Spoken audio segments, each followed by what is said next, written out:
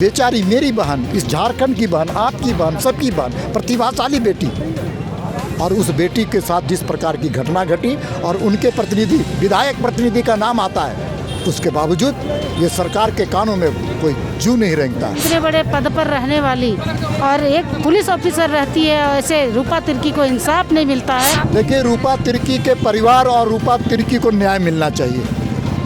आदिवासी के नाम पर घड़ियाली आंसू बहाने वाली झारखंड मुक्ति मोर्चा जन विरोधी सरकार है, महिला विरोधी सरकार है, आदिवासी विरोधी सरकार है। छोटी छोटी बच्चियों के साथ, छोटी छोटी 10वीं और 12वीं बच्चियों के साथ जिस प्रकार से लाठू की चार्ज की, वारे सरकार, कैसी सरकार?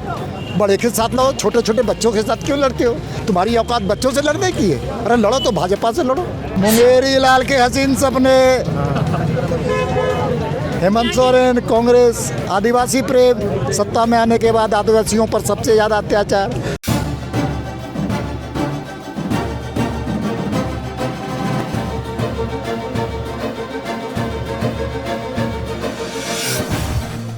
हेमंत सरकार हाय हाय, सत्ता की भूखी सरकार, चारों तरफ हाहाकार, लाठी डंडे की सरकार, जनता है बेबस लाचार। अब वही देख सकते हैं यहाँ पे हेमंत सरकार के 1.5 साल बेकार के, इरादे अधूरे, वादे न पूरे के कई ऐसे बैनर तले नारों के साथ सरकार के 19 महीने पूरे होने के बाद आज बीजेपी के कार्यकर्ता रोड पर उतरकर विरोध प्रदर्शन कर रहे हैं हेमंत सरकार के खिलाफ। तो आइए हम उनसे जानते हैं कि विरोध प्रदर्शन करने का क्या है वजह। मुंगेरी लाल के हसीन सपने,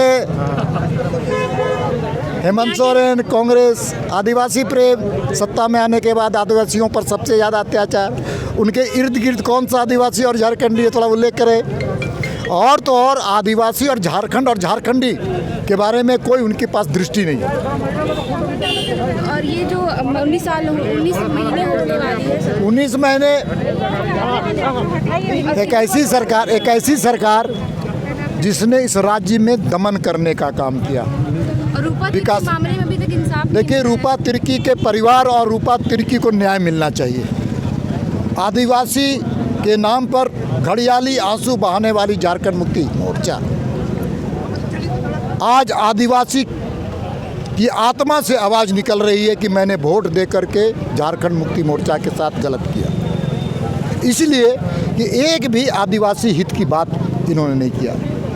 वो बेचारी मेरी बहन, इस झारखंड की बहन, आपकी बहन, सबकी बहन, प्रतिभाशाली बेटी, और उस बेटी के साथ जिस प्रकार की घटना घटी और उनके प्रतिनिधि, विधायक प्रतिनिधि का नाम आता है, उसके बावजूद ये सरकार के कानों में कोई जू नहीं रेंगता है। बाद में जो भी छात्रों पर अरे धनबाद में तो अत्याचार किया सरकार ने, छोटी छोटी बच्चियों के साथ, छोटी छोटी 10वीं और 12वीं बच्चियों के साथ जिस प्रकार से लाठू की चार्ज की, वारे सरकार, कैसी सरकार? बड़े के साथ लड़ो, छोटे छोटे बच्चों के साथ क्यों लड़ते हो?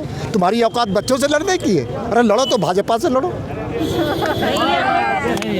हेमंत सरकार जो आदिवासी की सरकार खुद को कहती है और आदिवासी पे ही अत्याचार हो रहे हैं, महिलाओं पर अत्याचार है, क्या कहना चाहेंगे? देखिए, सबसे बड़ी बात है कि जिसने जिस मुद्दे को लेकर के राज्य में सत्ता हासिल किया है, तो सरकार ने इस राज्य के लोगों को जन विरोधी सरकार है, महिला विरोधी सरकार है, आदिवासी विरोधी सरकार है। आपने देखा होगा आज जिस तरह से आदिवासी समाज आज अलग अलग एरिया में दुखी हैं, उनके आज सभी किसान खेती कर रहे हैं, खेती के दरमियान अपना धान उन्होंने बेचा है, बिक्री तो किया, लेकिन उनको पैसा आज तक दिया नहीं। सबसे अधिक महिलाओं में से अगर बलात्कार हुआ है तो सबसे ज़्यादा आदिवासी महिलाओं का बलात्कार हुआ है। मैं उदाहरण के लिए बात करती हूँ, इतने बड़े पद पर रहने वाली और एक पुलिस ऑफिसर रहती है, ऐसे रूपा तिर्की को इंसाफ नहीं मिलता है। आज उनका शारीरिक और मानसिक रूप से उनको टॉर्चर किया गया और उनकी हत्या कर दी जाती है। सरकार ने उनको इंसाफ नहीं दे पाए। उनके माँ पिताजी अपना आवाज़ बुलंद करके आए, भारतीय जनता पार्टी ने भी आवाज़ उठाई, लेकिन आज तक उन्हें किसी तरह का कोई ये नहीं मिला। और जो रोजगार को लेकर आप क्या कहना चाहेंगे? देखिए, रोजगार में तो सभी युवाओं को धोखा दिए हैं आज तक किसी युवाओं को, क्योंकि उनका मैनिफेस्टो में ही लिखा हुआ था कि कहीं ना कहीं युवाओं को रोजगार दिया जाएगा। योजना लाती है नहीं, उन्होंने योजना रोजगार देने की बात की। और जो युवा अगर उन्होंने MA पास किया है तो 9,000 राशि देंगे, और जो BA पास किया होगा ऐसे लोगों को 7,000 राशि देंगे, ऐसा करके उन्होंने घोषणा किए थे। वो पूरी तरह से फेल नज़र आई। आज तक युवाओं को रोज़गार देने के बजाय युवाओं के ऊपर लाठियां चला रहे हैं। सरकार से क्या कल्पना करेंगे?